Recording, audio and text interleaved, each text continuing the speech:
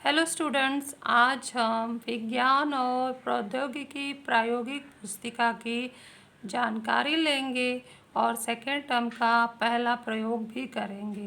तो सबसे पहले ये 9वीं कक्षा का विज्ञान और प्रौद्योगिकी प्रायोगिक पुस्तिका है जो आप लोगों को खरीद लेना है। और फर्स्ट टर्म में सब जगह लॉकडाउन होने से हम ये प्रयोग पुस्तिका खरीद नहीं पाए थे, इसलिए आप लोगों को अभी खरीदने के लिए कहा गया है। और फर्स्ट टर्म के जो हमने 4 प्रयोग किए थे उसको बच्चों अभी इसमें अच्छे से लिख लेना है। क्यों लिख लेना है?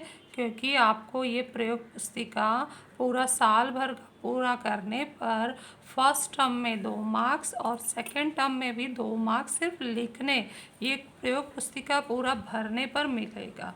और हमें फर्स्ट टर्म में साइंस 1 का 4 प्रयोग करना है और साइंस 1 का ही सेकेंड टर्म वाला 4 प्रयोग करना है।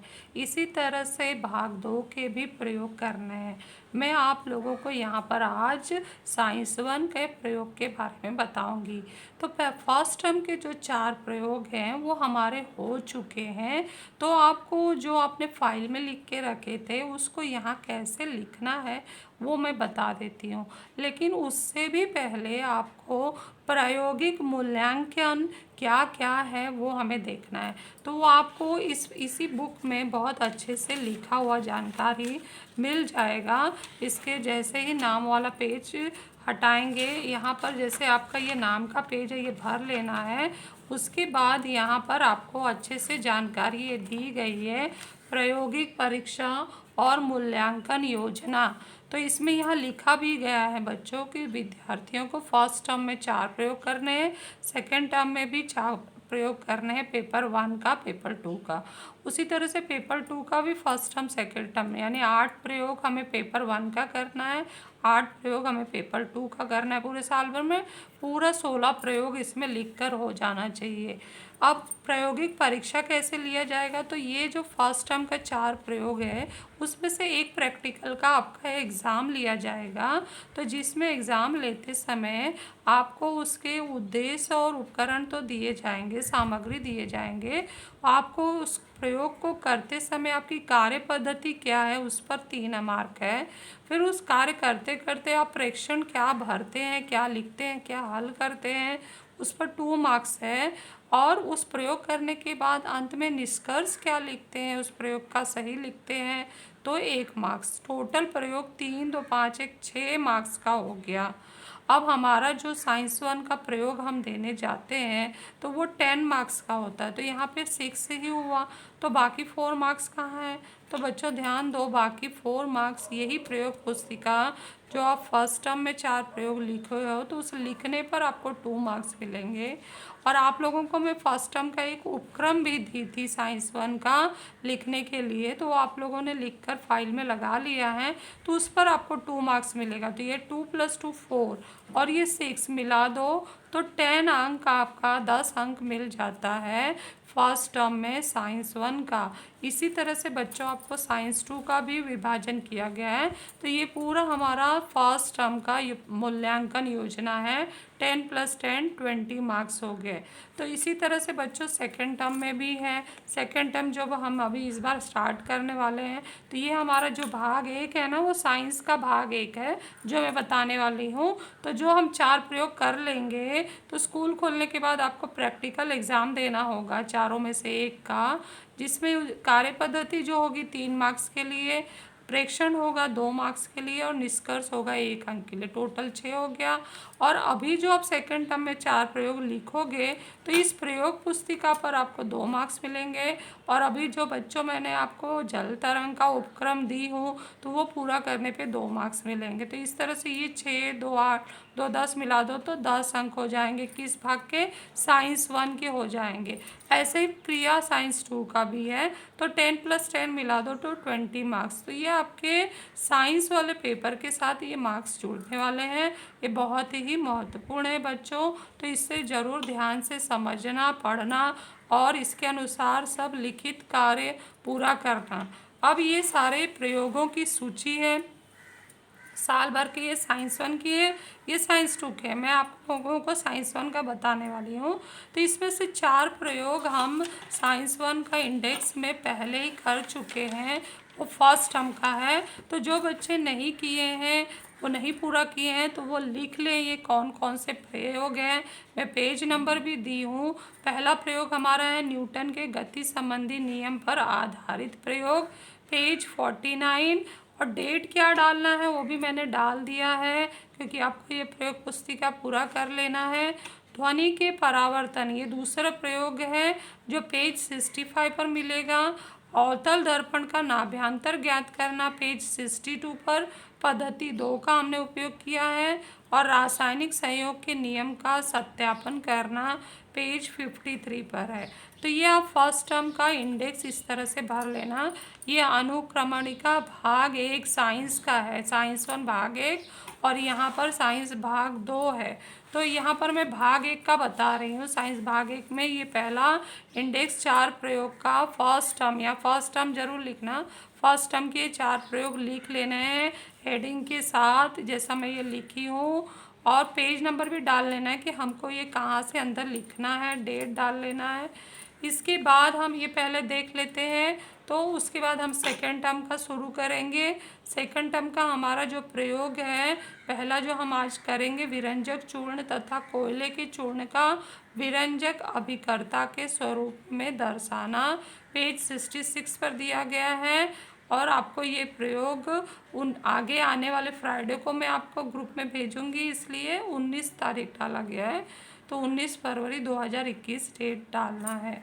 ठीक है, तो यहाँ पर मैं प्रयोग कैसे लिखने हैं वो इस बुक में वो बता देती हूँ।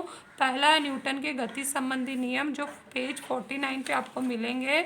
यहाँ पीछे पेज, ये सारे पेज नंबर दिए हैं, तो पेज 49 पे आपको सारी जानकारी दी गई है। वो जानकारी लाकर आपको यहाँ लिखना है। वहाँ पर उद्देश्य दिया गया है, न्यूटन के प्रथम द्वितीय संबंधी नियमन संबंध प्रयोग करना, उपकरण सामग्री दी गई है, विधि दिया गया है, वो पढ़कर लिखना है। ये प्रयोग आपने अच्छे से किया भी था, पाठ में पढ़ा भी था, प्रयोग करके भी दिखाया था। बहुत सारे बच्चों ने अपनी ये एक्टिविटी पूरा की थी, तो बहुत अच्छे से किया था। अब आपको बस इस बुक में अच्छे से लिखना है। यहाँ पर आकृति, प्रेक्षण का और गणना का ये पेज होता है। वाइट पेज पर आकृति और प्रेक्षण के सिवा कुछ नहीं लिखना है। यहाँ विधि भूल से नहीं लिखना है। यहाँ पे ऊपर आकृति और नीचे प्रेक्षण लिखना है। ये प्रयोग थोड़ा सा बड़ा है, तो इसको 2 पेज लिया गया है।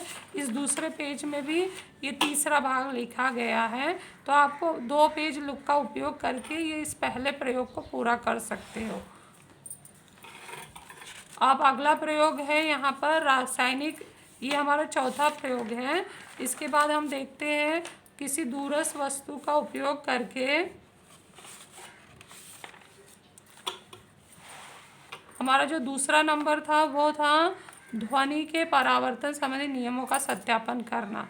तो ये जो आकृति बनी है और यहाँ पे ये प्रेक्षण का स्थान है, ये प्रयोग भी आप लोगों ने किया था। और ये उद्देश्य, सामग्री लिखते हुए, पूरा विधि लिखते हुए, ये निष्कर्ष, सावधानी जो दिया गया है, सब लिखकर पूरा कर लेना है। ये पीछे जैसा कि मैं इंडेक्स में दी हूँ, उस पेज नंबर पर सब जानकारी दी गई है। ध्वनि के परावर्तन का पेज 65 पर जानकारी दिया गया है। बस वहाँ से लेकर आपको ये जगह जान लेना है कि आकृति है, ये प्रेक्षण का स्थान है, और यहाँ पर ये विधि है, उद्देश्य, सामग्री और निष्कर्ष। नेक्स्ट हमारा एक किसी दूरस्थ वस्तु का उपयोग करके दिए गए अवतल दर्पण का नाभ्यंतर ज्ञात करना, उद्देश्य, सामग्री, ये पूरी विधि, ये निष्कर्ष, और यहाँ पे आकृति बनाया गया है, और ये सारणी, और नीचे ये हल किया गया है। तो इसका हल करने के बाद निष्कर्ष यहाँ लिखा गया है। तो ये सारे प्रयोग हम कर चुके हैं, तो इसलिए मैं कहाँ लिखना है वो मैं बता दे रही हूँ। और उसके बाद लास्ट हमारा प्रयोग था रासायनिक संयोग का नियम, वो इस तरह से यहाँ पर है। रासायनिक संयोग का नियम सत्यापन करना, उद्देश्य, सामग्री, विधि, विधि के बाद यहाँ पर आकृति, आकृति के बाद है प्रेक्षण, प्रेक्षण के बाद ये प्रेक्षण लिख लिया, उसके बाद ये निष्कर्ष यहाँ लिखना है। तो इस तरह से ये फर्स्ट टर्म के 4 प्रयोग पूरे कर लेने हैं। उसके बाद खाली पेज पर जाना है और हेडिंग डालना है science 1 second term. Science 1 second term, date डालना है जो मैं बताई हूँ, और पहला प्रयोग लिखना है। पहला प्रयोग हम क्या करने वाले हैं, किस पेज पे जाना है, वो इंडेक्स में मैं लिखवा दी हूँ, वापस इंडेक्स देख लो। हम प्रयोग पहला कर रहे हैं, विरंजक चूर्ण तथा कोयले के चूर्ण का विरंजक अभिकर्ता के स्वरूप में दर्शाना। ये पेज 66 पर दिया गया। तो अब हम चलते वो पेज 66 पर। ये सब तो हम कर लिए थे, ये आपको लिख लेना है। ये हम करने वाले हैं, फिर कैसे लिखना है वो बताया जाएगा। तो हम पेज 66 पर जाते हैं। पेज 66 यहाँ पीछे ही दिया गया है, सारी जानकारी हमें दी गई है। ये पेज 66 के बारे में है, जिसमें लिखा गया प्रयोग नंबर 11 को हम फर्स्ट प्रयोग डाल रहे हैं सेकेंड टर्म का। ये हमारा सेकेंड टर्म का प्रयोग है। जो फर्स्ट है, विरंजक चूर्ण तथा कोयले के चूर्ण को विरंजक अभिकर्ता के स्वरूप में दर्शाना। उद्देश्य भी वही है हमारा, विरंजक चूर्ण कोयले के चूर्ण को रंगीन विलयन को रंगहीन करते हुए दर्शाना। उपकरण में क्या है, विरंजक चूर्ण, कोयले का चूर्ण, लाल नीली स्याही, लाल अथवा नीली स्याही का जली विलयन, बीकर, छन्ना, कीप इत्यादि। तो सबसे पहले इसमें हम क्या लेते हैं, विरंजक चूर्ण लेते हैं। और उसमें क्या करना है कि बीकर में शिक्षक द्वारा तैयार किए गए विरंजक चूर्ण अर्थात ब्लीचिंग पाउडर। तो बच्चों अक्सर ये घरों में होता है, तो ये छोटा सा प्रयोग है, मैं करके बता दे रही हूँ। जो सामान मिला हुआ है, तो ब्लीचिंग पाउडर से ये कैसे प्रयोग करना है मैं दिखा देती हूँ।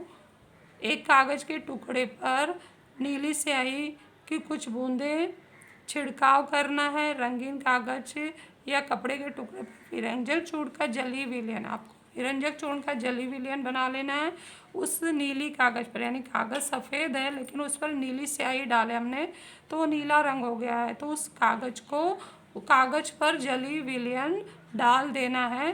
तो रंगीन कागज कपड़े के टुकड़े का परिवर्तन क्या हो रहा है, रंग का परिवर्तन, वो निरीक्षण करना है।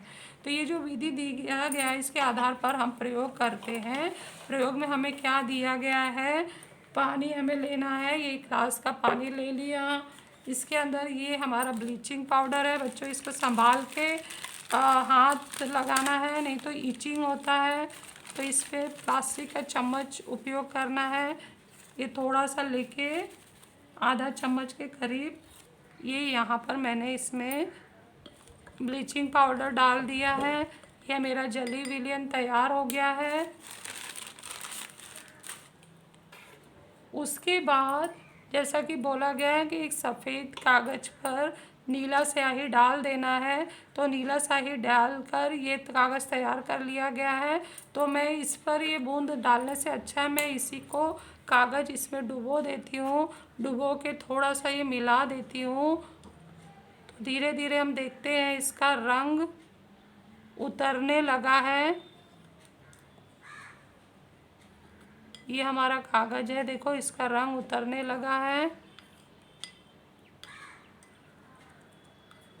और ये करने में बच्चों थोड़ा सा टाइम लगता है, आधा घंटा के आसपास। जब हम इसको चम्मच से ये कागज़ निकालेंगे, अभी रंग ये छोड़ना शुरू हो गया है जो हमने ब्लीचिंग पाउडर डाला है ना उससे। तो बस आधा घंटा की देरी लगेगी, उसके बाद हम देखेंगे ये कागज़ हमें साफ़ सुथरा मिलेगा। तो ये प्रयोग मैं करके रख चुकी हूँ, आपको मैं यहाँ दिखा देती हूँ। यहाँ पर इसमें ये कागज़ देख लो बच्चों, ये मैंने इसी तरह से रंगीन डाली थी, देखो पूरा वाइट हो गया है। वापस मुझे वाइट कलर का मिल गया है, सफ़ेद रंग का। ये इसी तरह से मैं डुबोई थी जैसा आप देख रहे हो ना, लेकिन इसको आधा घंटा लगता है इसको क्लियर होने में पूरा। ये ऐसा ही था लेकिन अब ये बिल्कुल साफ़ हो गया है। तो आप भी ये घर में करके देख सकते हो। तो ये छोटा सा प्रयोग मैंने यहाँ पर करके दिखा दिया है। तो आप आगे देखते हैं इसमें क्या बोला गया है।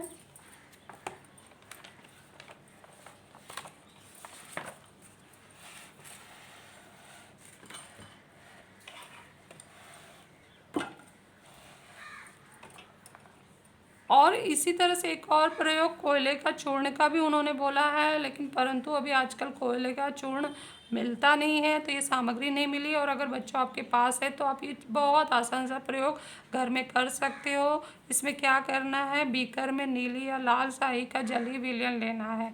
तो ये बीकर में हमने ले लिया है। इस जली विलयन में कोयले का चूर्ण अल्प मात्रा में मिलाना है। ये छोटा सा जो बीकर दिखाई दे रहा है, इसमें हमने नीली स्याही का विलयन ले लिया है और उसमें अल्प मात्रा में कोयले का चूर्ण मिला दिया है। उसको फिर हल्का सा गर्म किया। फिर आकृति के दर्शाए अनुसार हमने एक नीचे बड़ा बीकर रखा, उसके ऊपर स्टैंड में कीप लगा दिया। कीप में फिल्टर पेपर बनाकर छन्नक पत्र लगा दिया और उस छन्नक पत्र पर हमने ये जली विलयन को धीरे धीरे रॉड की सहायता से डालने लगे तो धीरे धीरे वो छन कर यहाँ पानी संग्रहित होता है, ऊपर कोयले का चूर्ण संग्रहित होता है और फिर उसका निरीक्षण करना है कि क्या दिखाई देता है। तो प्रेक्षण हमने विरंजक चूर्ण का जब हमने देखा तो हमने क्या देखा कि हमारा कागज़ एकदम साफ सुथरा हो गया है।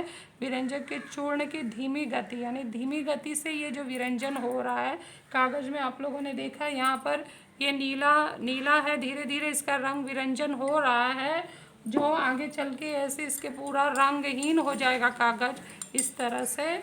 तो ये क्यों होता है, इस क्यों का उत्तर यहाँ दिया गया है। इस गुणधर्म के कारण कागज और कपड़े का रंगीन धब्बा अदृश्य, कागज या कपड़े पर हो तो वो उसका रंगीन धब्बा अदृश्य हो जाता है। यह दर्शाता है कि विरंजक चूर्ण विरंजक अभिकर्ता के रूप में कार्य करता है। तो ये जो हमारा कैल्शियम जो विरंजक चूर्ण हमें मार्केट में मिलता है, ब्लीचिंग पाउडर, उसका नाम है कैल्शियम ऑक्सीक्लोराइड। जब पानी में मिलाते हैं, पानी का अणुसूत्र H2O है, तो उसमें रासायनिक अभिक्रिया होती है और वो हाइड्रोजन हाइड्रोक्साइड इसमें मिल जाता है तो कैल्शियम हाइड्रोक्साइड बनता है CaO2, और जो Cl2 गैस है ना वो मुक्त होता है, तो क्लोरीन गैस मुक्त होती है। तो ये क्लोरीन जाके रंगीन कपड़े से, कपड़ा हो या कागज पर क्लोरीन जाके मिलती है तो उस कपड़े का रंग जो है धब्बा अदृश्य कर देती है। तो यानी कोई भी रंग साफ करने की प्रक्रिया का ये रासायनिक अभिक्रिया उपयोग किया गया है। तो ये बहुत ही महत्वपूर्ण है, आने वाले पार्ट में भी ये रासायनिक अभिक्रिया आपको पूछी जाएगी, तो ये ज़रूर याद रखना है। तो ये ब्लीचिंग पाउडर में ये रासायनिक अभिक्रिया होती है। और दूसरे बीकर में क्या होता है, पानी जो हमारा नीला पानी था उसमें कोयले के चूर्ण मिला देने से धीरे धीरे वो रंगहीन हो जाता है। तो हम कह सकते हैं कि यहाँ कोयले का चूर्ण विरंजक के रूप में कार्य करता है। विरंजक वो पदार्थ होता है जो रंगीन पदार्थ को रंगहीन कर देता है। तो इस तरह से हमारा ये जो छोटा सा प्रयोग पूरा हुआ। अब इसको हमें लिखना कहाँ है वो बता देती हूँ। तो जैसे ये खाली पेज पर आए तो हमें उद्देश्य लिखना है। तो अभी मैं उद्देश्य यहाँ पढ़ी आप लोगों को, उद्देश्य ये पूरा आपको यहाँ भर देना है। फिर उपकरण सामग्री है, ये विधि है, विधि 2 भाग में, A भाग B भाग, हमें इसी में पूरा करना है। यहाँ पर उद्देश्य लिखना है, यहाँ उपकरण सामग्री, विधि का भी भाग 1 और भाग B करके आपको इतने में एडजस्ट कर देना है। उसके बाद जो डायग्राम दिया है कोयले के चूर्ण वाला डायग्राम, यहाँ पर आकृति में आकर बना देना है। और यहाँ पर प्रेक्षण में हमें वो जो रासायनिक अभिक्रिया दिया है, यहाँ पे आपको दिखाई दे रहा है हेडिंग प्रेक्षण, ये प्रेक्षण का भाग है। निष्कर्ष तो हम बाद में लिखेंगे, प्रेक्षण वाला भाग जो है वो हम लिखेंगे रिएक्शन, जो रासायनिक अभिक्रिया है। यहाँ हम हेडिंग डालेंगे प्रेक्षण, और रासायनिक अभिक्रिया वाला भाग जो ये यहाँ पे लिखेंगे, जो ये दिया है ये हमारा प्रेक्षण में आ गया। और निष्कर्ष में हम लिखेंगे कि कैल्शियम ऑक्सीक्लोराइड रंगीन कागज को रंगहीन कर देता है और कोयले का चूर्ण रंगीन पानी को रंगहीन कर देता है। तो इस तरह से क्यों कर देता है कि दोनों में विरंजक के गुण पाए जाते हैं। तो मैं ये आप लोगों को निष्कर्ष लिखकर दिखा रही हूँ, इसको ध्यान से देखना है और नोट कर लेना है। रंगीन कागज कैल्शियम ऑक्सीक्लोराइड के क्लोरीन के कारण रंगहीन हो जाता है। ये हमें निष्कर्ष मिलता है। और दूसरा, रंगीन पानी, जो नीले रंग का पानी था, कोयले के चूर्ण के कारण रंगहीन हो जाता है। अर्थात कोयले में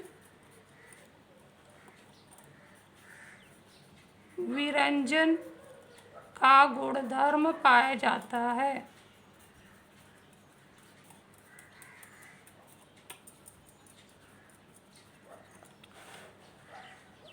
तो ये निष्कर्ष आप लिख सकते हो कि रंगीन कागज कैल्शियम ऑक्सीक्लोराइड, ये जो ब्लीचिंग पाउडर है, इसको हम ब्लीचिंग पाउडर कहते हैं, नाम इसका आम भाषा में ब्लीचिंग पाउडर है, के क्लोरीन गैस के मुक्त होने के कारण जो कागज है वो रंगहीन हो जाता है। और रंगीन पानी किसके कारण रंगहीन हो जा रहा है? कोयले के चूर्ण के कारण, क्योंकि यहाँ कोयला जो है विरंजन का गुणधर्म उसमें पाया जा रहा है, विरंजक के रूप में काम आ रहा है, इसलिए रंगीन पानी रंगहीन हो जाता है। तो इस तरह से हमारा ये निष्कर्ष प्राप्त हुआ। तो बच्चों, आप लोगों को ये प्रयोग समझ में आ गया होगा। अच्छे से ये प्रयोग मुझे लिखकर दिखाना है।